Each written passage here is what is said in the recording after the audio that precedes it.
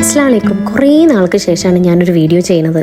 അപ്പോൾ ഒരുപാട് ക്വസ്റ്റ്യൻസ് എനിക്ക് വരാറുണ്ട്. ചെടികൾ എങ്ങനെയാണ് നടാറുള്ളത്, എന്ത് പോട്ടിംഗ് മിക്സാണ് യൂസ് ചെയ്യാറുള്ളത്, അങ്ങനത്തെ കാര്യങ്ങളൊക്കെ ചോദിച്ചുകൊണ്ട്. അപ്പോൾ ഞാൻ വിചാരിച്ചെന്ന് അതൊക്കെ ഒന്ന് നിങ്ങൾക്ക് പറഞ്ഞു തരാമെന്ന്. അപ്പോൾ ഇപ്പോൾ നിങ്ങൾ ഈ പിക്ചേഴ്സിൽ കാണുന്ന എല്ലാ ചെടികളും ഇവിടെ എൻ്റെ ബാൽക്കണിയിലുണ്ടായതാണ്. അതായത് നമ്മൾ ഞാൻ താമസിക്കുന്ന ജിദ്ദയിൽ, സൗദി അറേബ്യയിൽ ജിദ്ദയിലാണ്. അപ്പോൾ ഇവിടെ നല്ലൊരു ക്ലൈമറ്റാണ്. അതായത് ഭയങ്കര എക്സ്ട്രീം ക്ലൈമറ്റായിട്ട് ഇവിടെ വെതർ കണ്ടീഷൻസ് ഒന്നും പോവാറില്ല. ഇപ്പം സൗദി അറേബ്യയിൽ തന്നെ മറ്റുള്ള സ്ഥലങ്ങൾ പോലെയല്ല. ഇവിടെ അത്യാവശ്യം നമുക്ക് സഹിക്കാൻ പറ്റുന്ന ചൂടും തണുപ്പും ഒക്കെ തന്നെയുള്ളൂ. അപ്പോൾ ഈ ഒരു ക്ലൈമറ്റിൽ എല്ലാ പച്ചക്കറികളും എല്ലാതും ഉണ്ടാവും എന്നുള്ളത് ഞങ്ങളിവിടെ ഉണ്ടാക്കി തെളിയിച്ച കാര്യമാണ്. ഒരുവിധമുള്ള പച്ചക്കറികളൊക്കെ ഉണ്ടാവും കേട്ടോ. അതായത് ഇപ്പോൾ വിൻ്റർ പച്ചക്കറികളുണ്ടല്ലോ, ക്യാബേജ്, കോളിഫ്ലവർ അങ്ങനത്തെ ഒക്കെ ഉണ്ടാവും.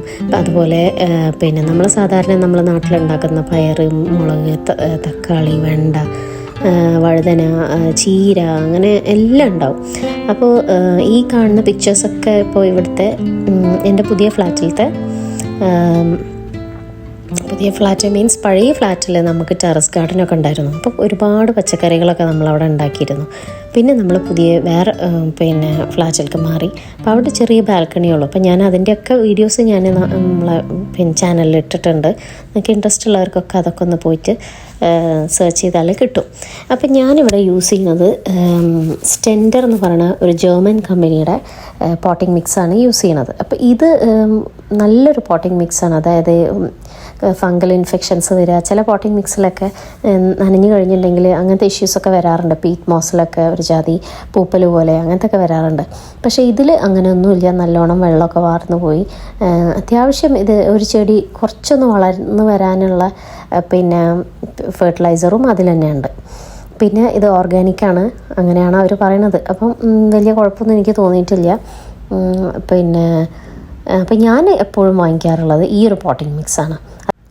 അത് കഴിഞ്ഞാൽ പിന്നെ നമ്മൾ ഓർഗാനിക്കായിട്ടുള്ള വളം കിട്ടും നമുക്ക്. ഇതേപോലെ തന്നെ ഇങ്ങനത്തെ വലിയ ചാക്കിൽ വാങ്ങിക്കാൻ കിട്ടും. അതും വലിയ പൈസ ഒന്നുമില്ല. ഇപ്പോൾ ഈ ഒരു സ്റ്റെൻഡർ എന്ന് പറഞ്ഞാൽ ഈ ജർമ്മൻ കമ്പനിയുടെ ഇതിന് 80 ലിറ്റേഴ്സിന് 80 റിയാൽസാണ്. അപ്പോൾ അതും അഫോർഡബിളാണ്. പക്ഷേ ഒരുപാട് ഒരു 10 ചട്ടിയൊക്കെ നിറക്കാനുണ്ടാവും. നമ്മൾ ആ ചട്ടിയുടെ ബ്രിം വരെ നിറക്കുകയാണെന്നുണ്ടെങ്കിൽ അത്യാവശ്യം വലിയ ഒരു മീഡിയം സൈസ് ചട്ടികളുടെ അത്രയും നിറക്കാനുണ്ടാവും.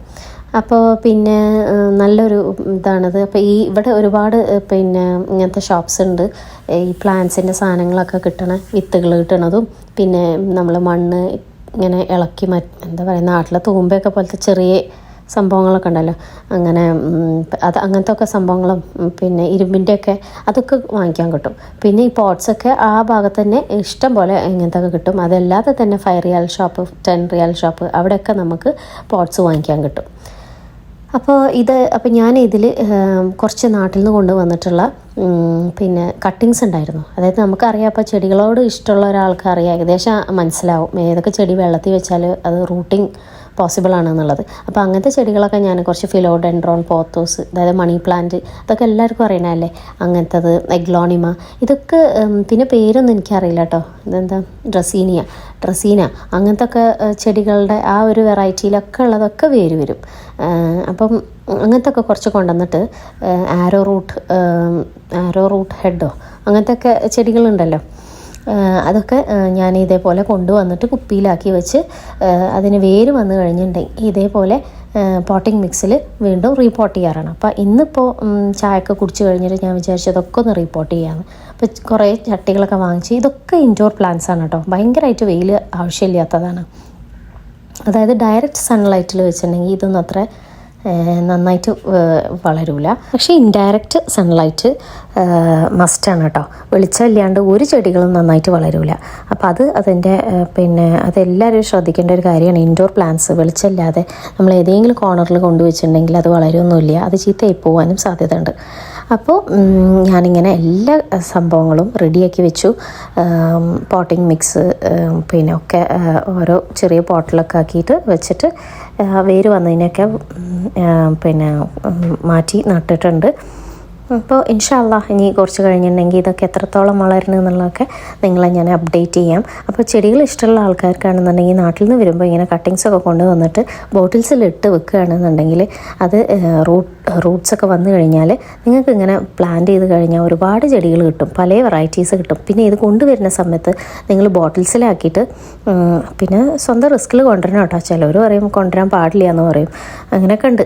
പിന്നെ ഞാൻ എങ്ങനെ കൊണ്ടുവരാറെന്ന് പറഞ്ഞാൽ നമ്മളെ പിന്നെ ലഗേജിൻ്റെ സൈഡ് പോക്കറ്റ്സ് ഉണ്ടാവില്ല. അപ്പോൾ എങ്ങനെ അവർ പറയുകയാണ് ഇതിൽ ഇത് പറ്റൂല എന്ന് പറയുകയാണെങ്കിൽ അവിടെ നിന്ന് എടുത്ത് കളയാന്നുള്ള രീതിയിൽ പുറത്ത് ഇട്ടിട്ട് കൊണ്ടുവരാറുണ്ട്.